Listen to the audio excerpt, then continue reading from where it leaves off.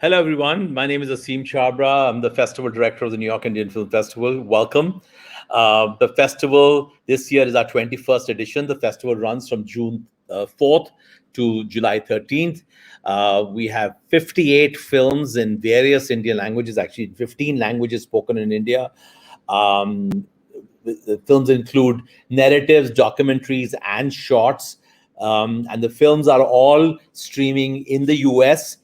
Many are also available in North America, which includes Canada and Mexico, and quite a few, including all the shorts, and about 10 of them are available globally, including in India. Please buy the tickets at NYIFF.moviesaints.com, NYIFF.moviesaints.com. You can buy individual tickets, or if you buy more than one, a bundle, there's a group discount kind of a thing. And the prices are very, very reasonable, really. So please watch as many films. You will not be able to get to see these films in movie theaters, and you'll be supporting independent cinema, which is very, very important. Today, we have a delightful film in English language, and it's set in Pondicherry. It's a very, very charming film about two brothers called Freddie's Piano. And first of all, I'll invite the moderator of the session, Ram Kapoor, who is a member of the Indo-American Arts Council, which is our parent organization, the umbrella organization under which the New York Indian Film Festival is. So Ram is a part of the board and a big supporter of the arts. So Ram, welcome. Thank you. And Ram is going to moderate the conversation. And then we have the two stars from the film. First of all, Pranav. Can we bring in Pranav? Hi. Pranav plays Freddie, the piano player in the film. And then we have Akash, who is Prabhakar, who's the director of the film, but he's also plays Pranav's older brother, Aiden. And Akash actually the co-director. There's another director also who couldn't join us. But guys, have a wonderful conversation. I'll be listening in the backstage. And Akash, thank you very much for sharing your film with us. I think people are really going to enjoy it, and I think the film is available globally, right? People can watch it. Yes. In every country around the world. So please watch Freddie's Piano, and this conversation will definitely, I'm sure, make you more interested in watching the film. So enjoy the conversation, guys. Thank you, and I'll go backstage now. Okay, thank you, Asim. Thank you so much, Asim. Thank you.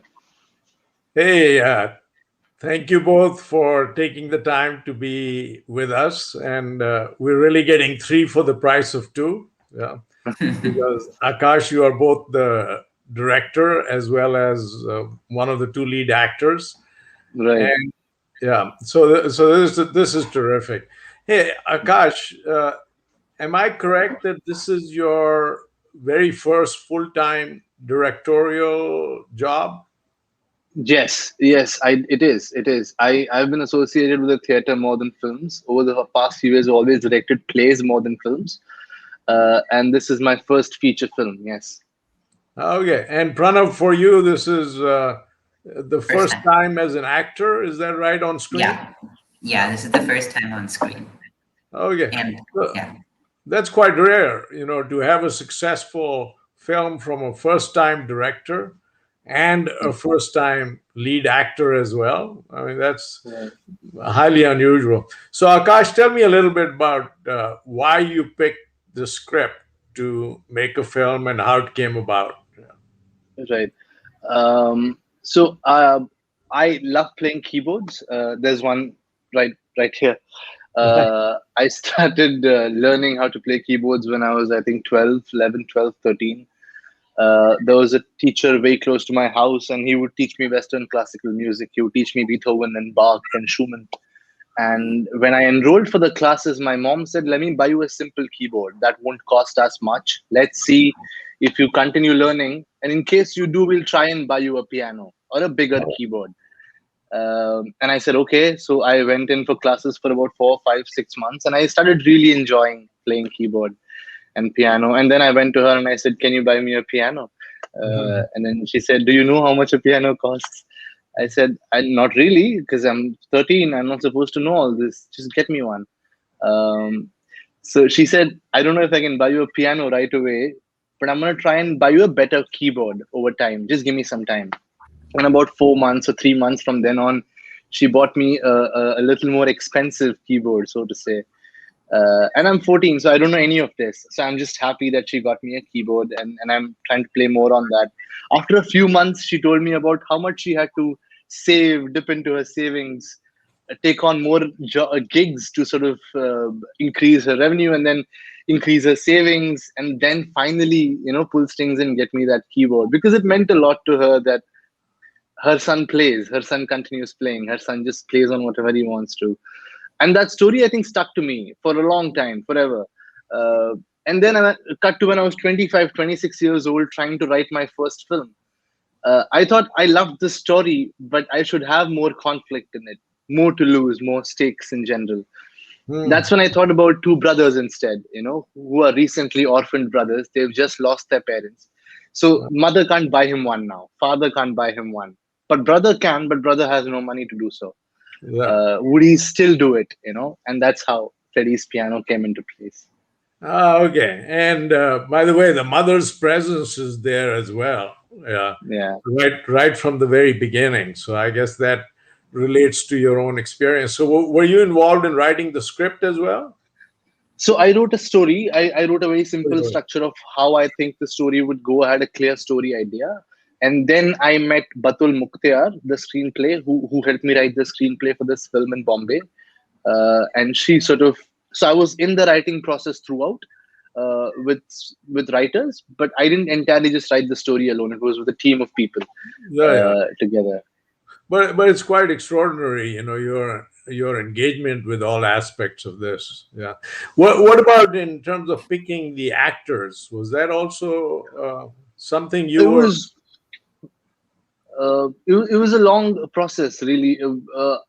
So we finished writing the film in Bombay, me and Batul, a very dear friend. She had won a national award before, and I was very happy with the script we squeezed out. And then we moved to Chennai. I moved to Chennai because I sort of understand the language there. I used to go there back and forth as a kid,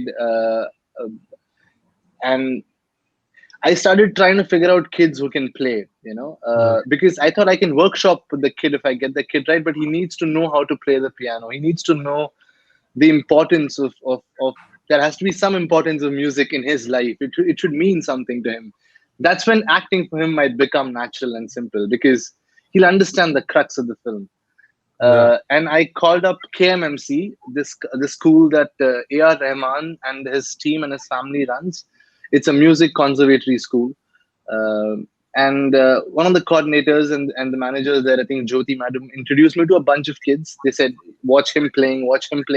It was never an audition, so to say, to, tell me your name and act a scene. I was just trying to see kids playing piano. Yeah. And finally, after about 10, 20 kids, I saw Pranav just going like that, with playing Mozart and Beethoven and Bach, just like that, and I was like, I really want this guy. And that's how I picked him. Okay. Very good. So, hey, Pranav, how was it? I mean, were you actually auditioning for this thing? Did you know that you wanted to get into acting? How did it come about? Well, I was in my class. I was playing the piano, and then for me, then a bunch of random people entered, and I didn't even know why they were coming. And so, my teacher, Tajmil Sharif, he just told me to play something. He talked to them and told me to play something, and so I didn't even really know who these people were. At first, I thought it was like a different. There are different classes at the KM Conservatory. So I thought these were different people from KM, and so I just started playing something. That time I played a Beethoven song. It's called the Moonlight Sonata, and so I played how I usually play. And then they took photos with me and stuff, with me and Akash, and I remember a few other people. And then at last they told me I was going to act in a movie. So yeah, I was quite surprised. But then that night, I think Akash and a few other people came home, and we had dinner and stuff. And that's when we actually got to know about the movie. And it was a beautiful opportunity, and I wasn't going to say no, obviously. No, so that's how I didn't have any. You didn't have any reservations, or concerns that I've never done acting? What am I getting into? Well, no, these people were there to console me. They were saying, it's fine. We know you're a first time actor. We'll have a few workshops to get you into the Freddie character. And ultimately, it was, I didn't even like, every single actor was a first time actor. So maybe this is a start for me. And in the end, it wasn't hard. It was acting. Acting didn't seem like a very hard task. They all made it easy for me, and I could get into Freddie's character pretty well. Look, I mean, it's fascinating how life takes these twists and turns, And it might launch you into a totally different space than the one you were planning for at the studio. So, um, Akash, tell me about the story. Is it really a story about the relationship between the two brothers and their parent? Because the mother's presence is there, or just as much as it is about the relationship between the two brothers. uh, somewhere it is, for me, it is about family first. Even though we continuously talk about Aiden trying to buy him a piano, I don't think the film is technically about buying a piano. I think piano is a metaphor for togetherness of Freddie, I'm there for you. And to show that I'm trying to buy you a piano, he might as well say I'm there for you, but he can't, right? Because he doesn't know how to. Yeah. And I think film for me is about, by the end, and at the end, you're with your family, you're for your family no matter what, and you stick to it, right? Yeah. Like the choices that he could have made is let Freddie be with his grandmother, and he could have gone to Paris, and he's fine. There's no compulsion. He's in his early 20s. Nobody's gonna judge him. There's nobody to judge. But they have a life together that they built with their parents, with each other, and if they let that go, they have nobody else. And they wouldn't want to do that. People wouldn't want to just uproot themselves from their root completely in their early 20s. So I think it is for me about that, of being there for each other, being for each other.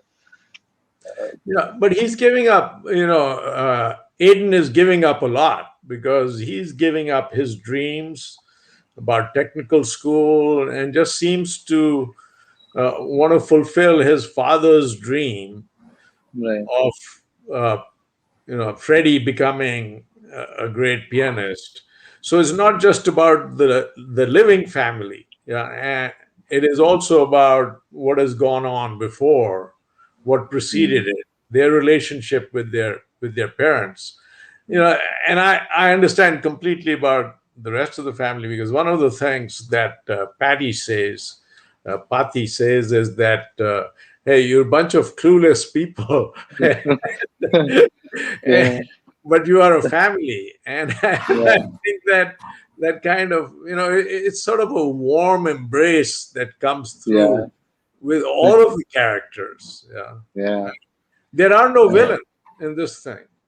Yeah, it's too sweet. Actually, it's too sweet as a story in general. Nobody, like, of course, you could argue that the bus conductor is trying to fleece him out, and he's constantly nagging about money, or the village goon, the Anna, is trying to Yeah. like be all shrewd and say, listen. But even they don't come across as villains per se, or antagonists who are. They're just being themselves, and they're trying to do whatever they can, but not all the way, right? Everybody's trying to do how much ever No, they can. no. In fact, Anna, by the way, comes across as a very sympathetic person, Guy. empathetic person. Because he allows Aiden to keep 20,000 rupees from this life Yeah. insurance policy when he could have taken it all. Yeah. Yeah. And he doesn't give him the loan, which would allow him to buy Aiden's house. Aiden is willing to give up his house so that Yeah. Freddie can have a grand piano, but Anna won't Right. let him do that. Yeah. So Anna is very human as well. Yeah. All of the characters in there, Lisa, Mrs. Kaushi, it's Yeah. just they just seem to have a warm embrace around both of you. Both the Yeah. main characters. Yeah. Yeah. Yeah. So really strong relationships there. Yeah.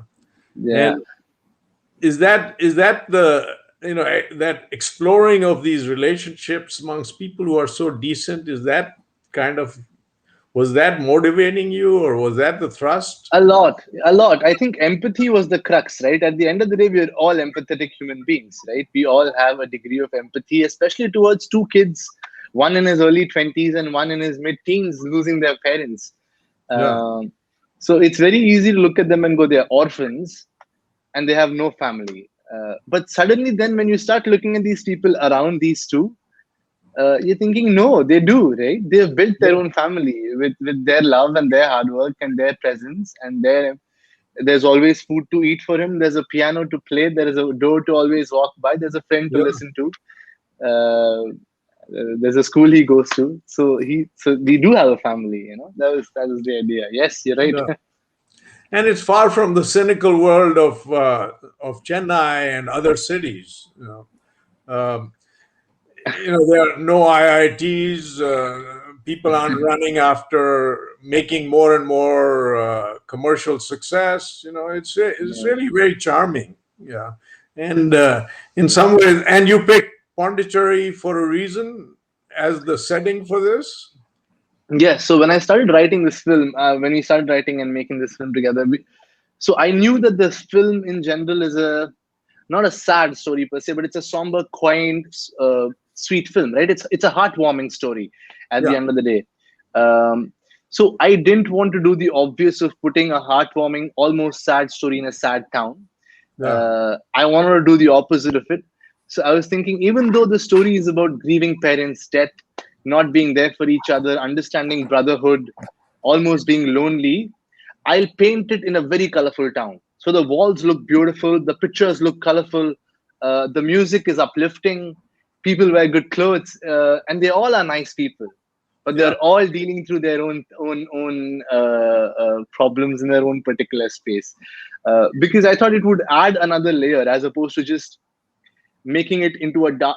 Usually, I was thinking the idea was to have a Christian family as in the center because we've always seen Anglo-Indian families and Goan Christian families being really fond of jazz music, being fond of music, being great piano players, right? The yeah, usual setting that Indian films have always seen is Goa, right? Mrs. Braganza's family, Meneses Braganza's family, place in the church, etc., etc. So I kept thinking, what could be the other option? What could be the other alternative? It's not west, it's not north. Can it be south completely? Um, and that's how I think the quaint town of Pondicherry came in. Like I used to go there a lot. There's a very beautiful theater there where we would go see plays, perform. Um, uh, so that's how I think to sort of impose not so colorful but a very simple story in a very colorful town Mhm. was the idea, and that's how I think Pondi came in for me. But it really is a story that uh, could happen in a midwestern town here in the U.S. Really? Yeah, I think it's not a, it's people who are, who embrace each other, who are really not doing the Mm, kinds of things that go on in big cities. So it has a right. small town quality to it, embracing quality to it, and that can happen uh, universally, actually, I think, but That's a but you very think that's it's more, Indian in that sense? I haven't. So I've lived in Europe for some time, but for a few months. I've been in States, but I was in New York. It took time for me to find empathy, friends, relationships there, right? Like, Yeah. especially because I've only seen the bigger cities and the touristy part. But what I agree with you in terms of the story is that when you try and make something global and simple, like local and simple, automatically it becomes global, is what I've seen. Uh, Hmm. and I've realized that with Parasite, especially. I saw Parasite and I was thinking, this is not a South Korean, no, not South Korean story. This happens in every country, in every part of the world, right?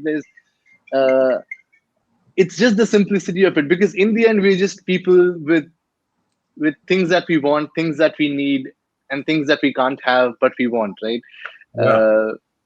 Uh, so I think that is the universality, the universality of the film, which is two brothers could be anywhere. Two brothers trying to be there for each other could be New Hampshire, Yeah. Wisconsin, doesn't matter. It's No, but that's right. They're there for each other. Hey, Pranav, I have to tell you, my wife watched the film with me. Yeah. Yeah. And she teared up when in that scene where you say that if we go away, if we move away, who will visit them? Yeah. The Yeah. parents. So Yeah. I remember that. she just teared up completely. I mean, what a sentiment. Yeah. So what did you do to get into that? Because just talking to you right now, I kind of expected that I would see a duplicate of Freddie, but you're you're I'm open. I smile a lot. Yeah. I'm, I'm I- I'm more of that kind of guy. Yeah, I've heard that a lot. Freddie is more of like, if I'm say without expression, if I'm yeah. just without expression, and I talk a little more innocently. I talk innocently at home, but if I talk a little bit more innocently and I'm a bit expressionless, uh, and I shake my head a little, and with that hairstyle, like properly combed hairstyle, that's Freddie. And so Yeah. it's really easy to get into the Freddie like mindset, and that I guess that's it. You just have to be innocent, and I'm really good at being innocent, like at home and stuff. You And mean you so aren't innocent? You aren't no, actually innocent, or you just no, innocent meaning sort of closed down, sort of collapsing a little bit rather than being open. That's what I mean by innocent. Yeah. okay. So getting into the Freddy character, it's more of less action and more of less action and more innocence. Yeah. And so that's Freddy. Yeah. So what did you do to get into that mindset, or to learn about, to explore the depths of Freddie? What did you have to do to get into that?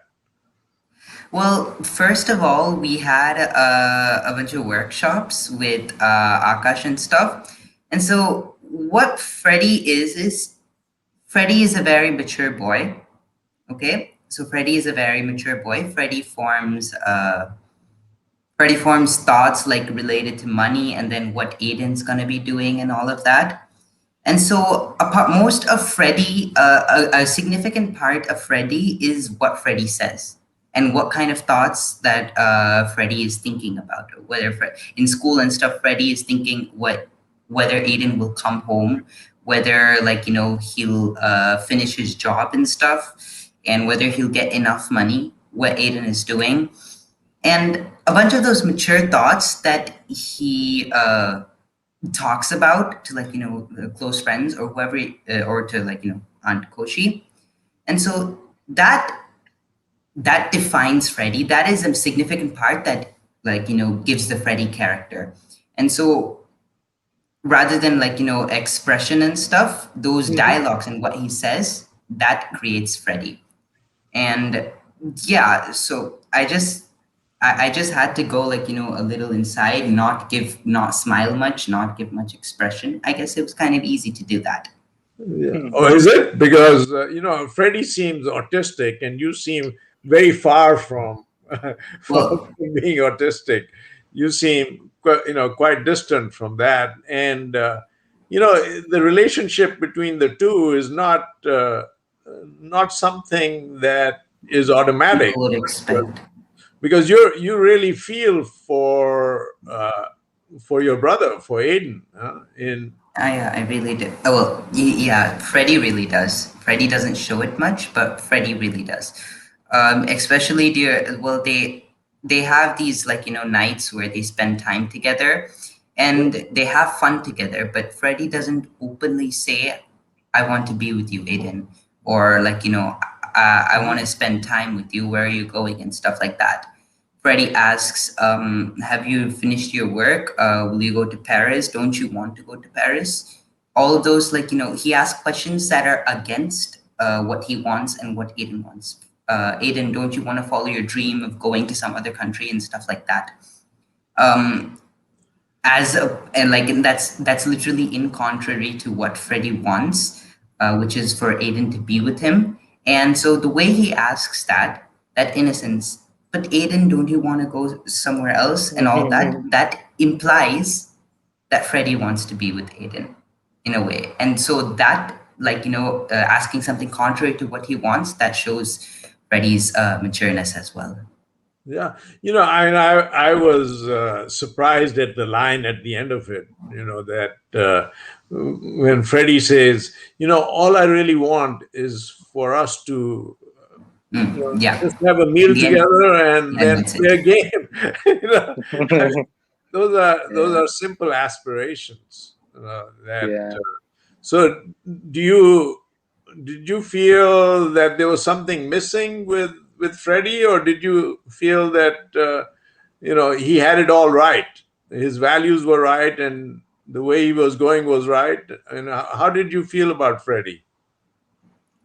Well, Freddie first, as you know, the main movie is about Freddie not liking piano. Freddie slowly moving away from the piano. That's the basic central aspect of the After movie. after he loses his mother, yeah.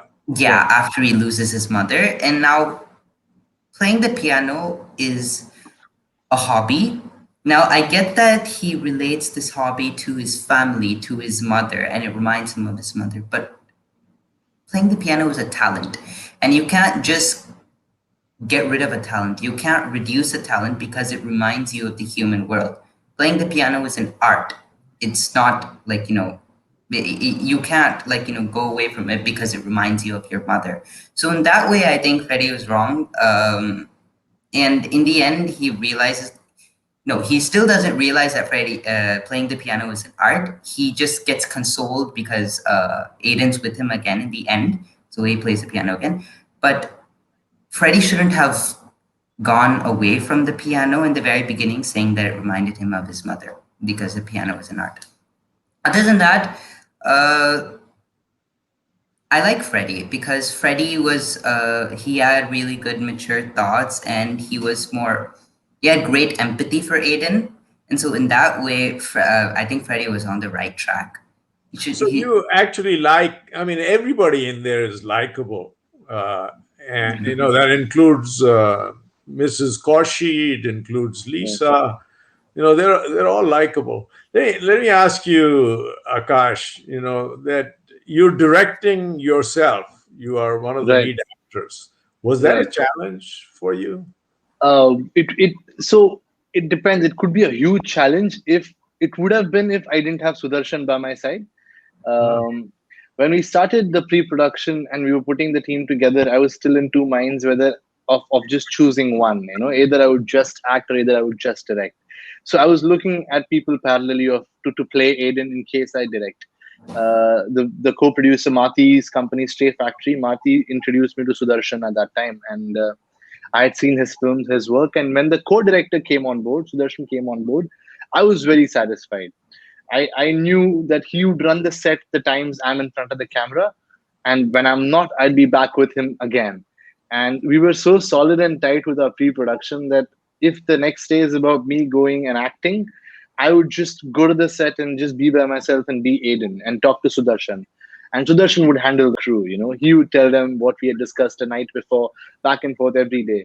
But when I was acting, he would completely take over the set. He would completely make sure that everything is in order, everything is in place. We stick to the shot divisions and we stick to the shots that we thought we would take and execute the whole thing, which we would discuss a night earlier or a couple of weeks earlier. So that really helped. So that's why I think it became a little easier.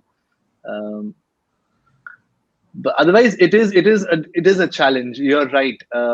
It, it it depends a lot on what you choose to be a part of. Like if you're just an actor, you are an active part of the process, but you're not mitigating the process. You're not painting the frames with the cinematographer. You're not blocking the scenes with the co-director. You're not choosing the color of the curtains with the art director. You're not figuring out the right music with the music director. I really enjoy doing all of this. yeah. So I was thinking if there is any way apart where if I act and I could also do all of this in some way or the other, I would have a really nice time. And I think Sudarshan sort of swooped in and sort of helped me have that nice time and make this film. Yeah, well, it's good that you had a co-director. Yeah, But it's your first full feature-length film.